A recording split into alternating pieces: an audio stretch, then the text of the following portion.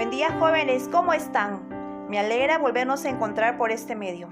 El día de hoy trabajaremos el tema denominado la monarquía y los profetas. Comenzaremos explicando sobre la monarquía hasta Salomón. El periodo de mayor esplendor del reino de Israel corresponde a la etapa de los tres primeros monarcas, Saúl, David y Salomón.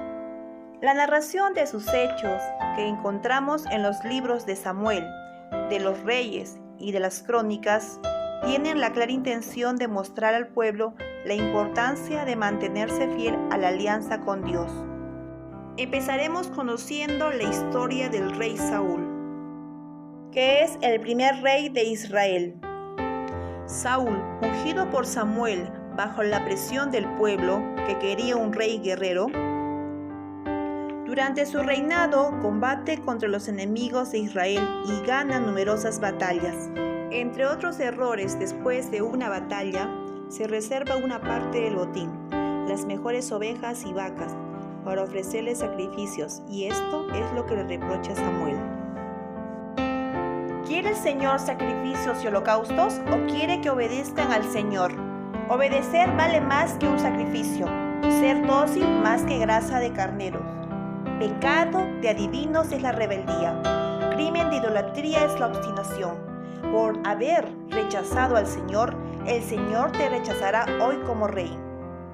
Fue el mismo Samuel que lo había ungido, quien le anunció que Dios elegiría a un nuevo rey de Israel, un pastor de ovejas, el rey David.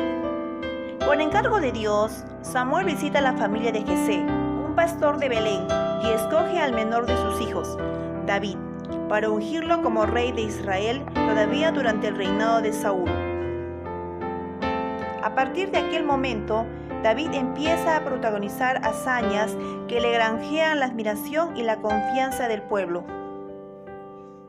Cada vez más se siente convencido Saúl de que Dios está con David. Su episodio más recordado es su victoria en un combate singular contra el gigante Goliat, gracias a su habilidad con la onda de pastor.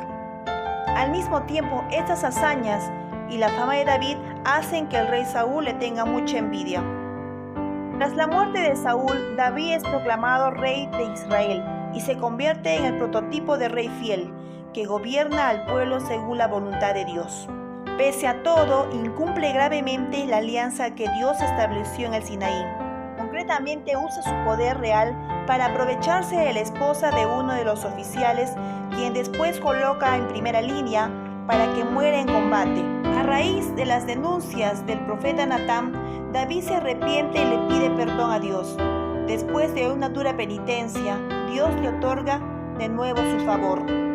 David conquista Jerusalén, la convierte en la capital de su reino y hace trasladar a la ciudad el Arca de la Alianza, donde se guardan las tablas de la ley como símbolo de la fidelidad del pueblo de Israel. Según la tradición, David, que sabía tocar el arpa, fue el autor de la mayoría de los salmos.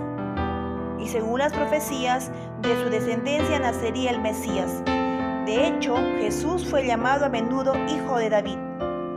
El rey Salomón. A la muerte de David le sucede en el trono su hijo Salomón, que tiene el acierto de pedirle a Dios que lo ayude a juzgar rectamente a su pueblo. Durante su reinado, Israel alcanza su esplendor nunca imaginado. Lo más destacado de este periodo es la construcción del primer templo de Jerusalén.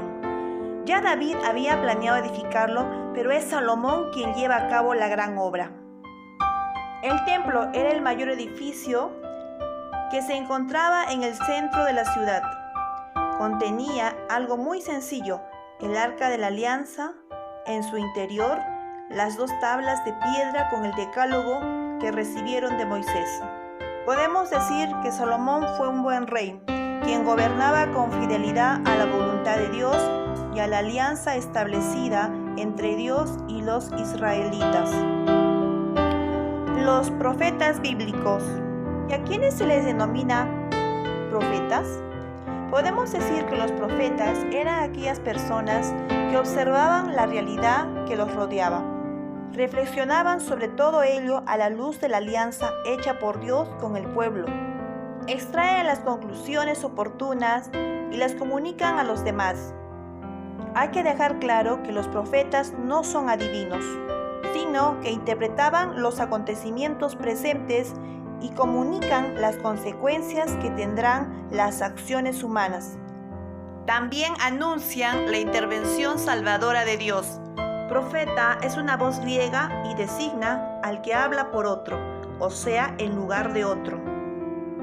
Los profetas se dividen en dos grandes grupos, los profetas mayores y los profetas menores. Son profetas mayores aquellos que escribieron páginas de mayor volumen. Encontramos a Jeremías, Isaías, Ezequiel y Daniel. Los profetas menores tenemos a Abdías, Ageo, Amós, Habacuc, Joel, Jonás, Malaquías, Miqueas, Nahum, Oseas, Sofonías y Zacarías.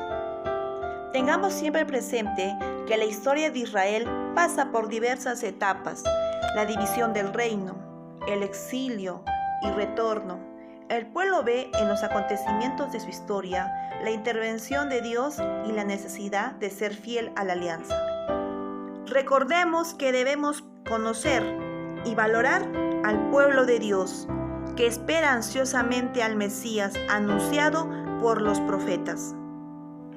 Que el Señor los bendiga.